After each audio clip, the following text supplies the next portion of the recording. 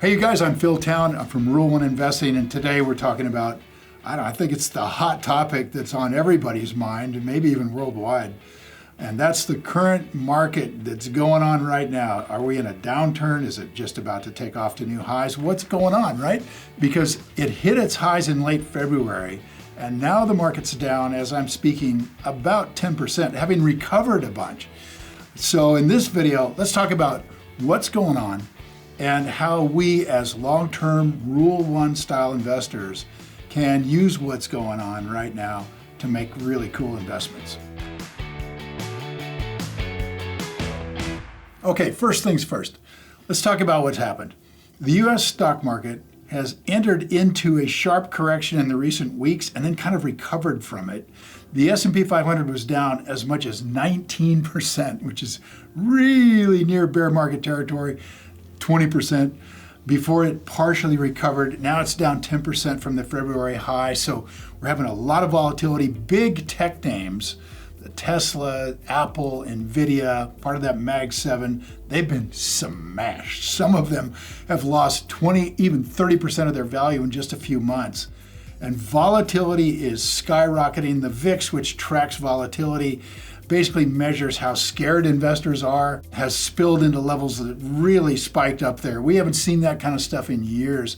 I think really the last time I saw the VIX where it is right now was probably, it had to be COVID, a brief spike right there, and then one all the way back in 2008. So this is pretty unusual. And we kind of got to ask ourselves a basic question. Why is this happening, right? It's always good to know. And this time around, we think the cause of the sell-off, it wasn't just fear. It also had a lot to do with policy, and specifically trade policy. So here's the deal. After Trump returned to office, President Trump reignited a trade war.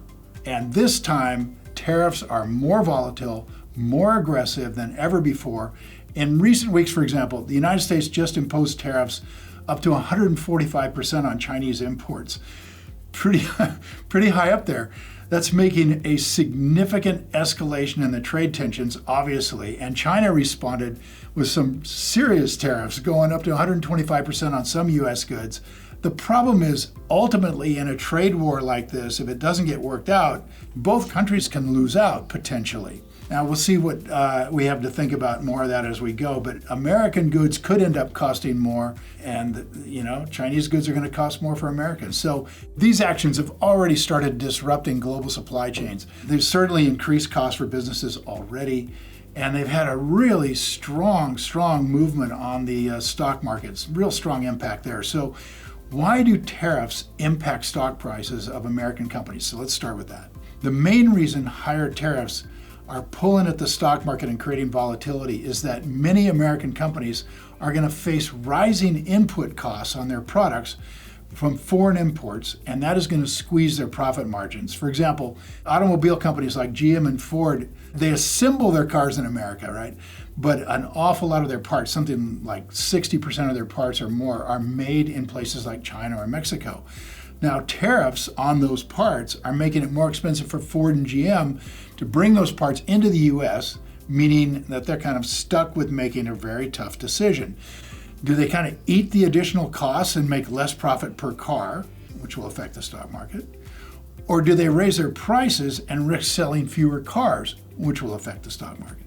So the other factor at play is the possibility, and maybe the probability, that a long trade war with America's trade partners are going to really impact things for a long time. 41% of the S&P 500, the biggest companies in America, those sales come from overseas. So if countries like China, Canada, Mexico, European countries, all through the EU, or if they start imposing tariffs back on American goods to match up with the raised American tariffs, this is going to make American products more expensive in those markets.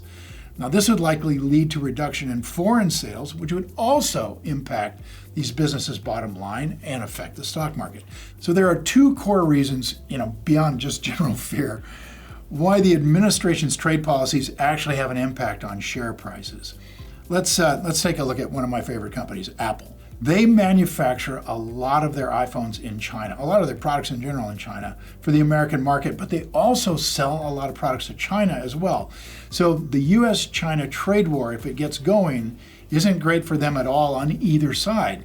When they bring their Chinese iPhones over to America, they're going to have to pay tariffs. But if China wants to impose economic restrictions back on the American companies, they could very well get targeted by the Chinese Communist Party as well. So this double whammy caused Apple, this is Warren's, one of his largest investments, this caused Apple to dump about 30% of its market cap at one point. And it shows just how much the short-term news can affect stock prices on even high-quality businesses. So with that in mind, what should long-term investors, people like us, Rule 1 investors, value investors, be thinking at this point in time? First off, stay calm, stay rational. First things first, corrections happen. This isn't the first correction, it won't be the last correction. Warren Buffett has always said we want to be fearful when others are greedy and greedy when others are fearful. So think about this. Are we in a time where it's fearful, or are we in a time where it's greedy? This is really interesting, I think. Let's look at the indexes. The S&P 500 index is down 10% from its historical high, but that's about where it was just a year ago when it set a new record high, following many previous record highs, and its current price is 27 times the total earnings of the S&P 500 companies. Now, normal PE ratio for the S&P 500 for 140 years is 16 times. So this is getting up in the territory where the market is so greedy that it is almost at double the PE ratio of its historical ratios. Buffett said once that keeping money in the stock market, like many of you are doing right now, when the Wilshire GDP ratio is above 120%, is like playing with fire. It is now at 177%. I'd say the market right now is insanely greedy, and it's still feeding off of trillions of printed dollars and federal debt that pumped up the stock market like this gigantic helium balloon. And although a little of the air has been let out of it, it still hasn't hit that pin. And most investors are reacting right now. To me, this is really crazy. Most investors are reacting right now like this is just a normal stock market bounce. It's a normal market fluctuation on its way to ever new record highs. That there's some sort of magical put out there from the Fed or from federal government or from somebody that's going to buy into this market big and send it soaring off again. And those people are ignoring what's going on, and they're doing what their advisor is telling them to do. Don't sell. Stick with it. You guys heard that all over the place. And that is one strategy. Hold on forever. Certainly is one strategy. And by the way, if you don't know how to invest, that's about all you can do is just hold on forever. And everybody agrees with that. But that's not what we do. That's not Rule 1 investing. That's certainly not what Warren Buffett does. If this is a greedy market, hot air balloon looking for a pin, we want to be selling into that greed.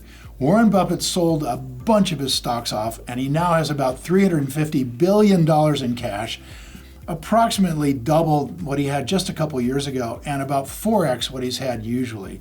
So as a Rule 1 investor, I think our edge is our willingness to do what Buffett taught us. We should be very fearful when others are very greedy. Others are very greedy now, so what should we be? Fearful. We should be looking out for that pin. And what do we do when Mr. Market is greedy? We sell into that greed. We take the high price Mr. Market is pitching to us, and we say thank you. And then what? Okay? Then we look for durable, undervalued businesses. We wait for the inevitable market crash, a crash that will expose the differences between hype and quality. And we start with businesses that have durable competitive advantages. This is super important, you guys. You're going to be buying companies in this market crash that can make for generational wealth, and you want them to be durable and deliver that for you with almost no effort on your part. You want simple businesses that you can understand easily with strong brands, loyal customers, pricing power, low debt, and low-cost operations. Pricing power is the big one. Focus on companies that can pass increased costs through to their customers without losing demand. People are going to pay a bit more for their favorite drink, their favorite health food, their favorite makeup, chocolate, streaming service. They're going to be paying more for little luxuries in a big market turndown and in a recession. They'll still go out to eat, but they're going to go at lower cost places, Chipotle instead of a steak place. So be careful with businesses that rely heavily on global supply chains, are overly exposed to China. Those are the ones with the biggest near-term risks.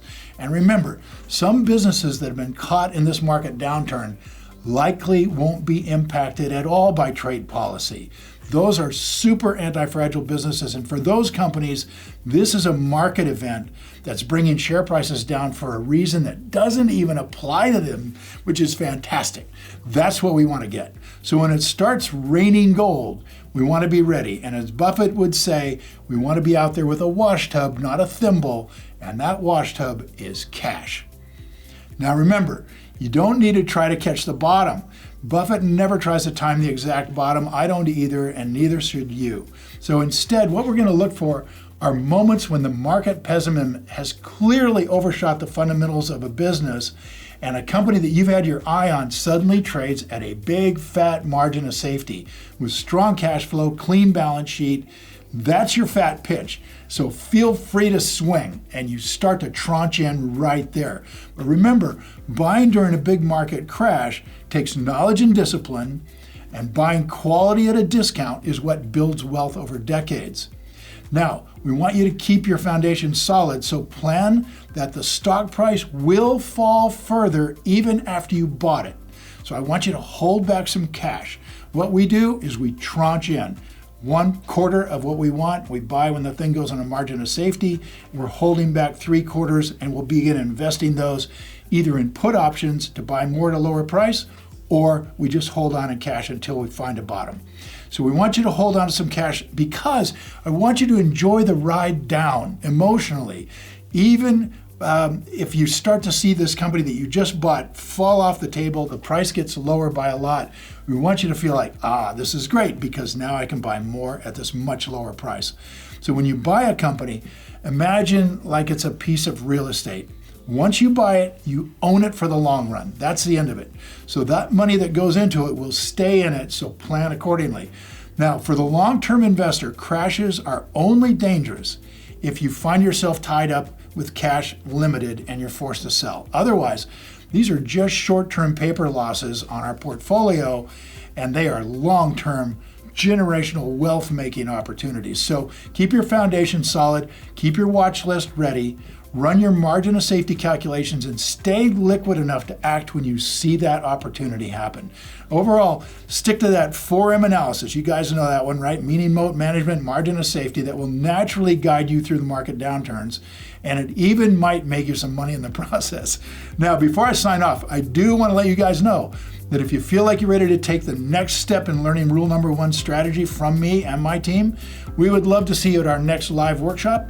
I'll be teaching you for 3 days entirely online. I'll go through everything you need to know to become a Rule 1 investor, just like me, Warren, Charlie, and many others. We've taught over 25,000 people, so please check out the links in the description and pinned comment to learn more and let me know what you think in the comments below.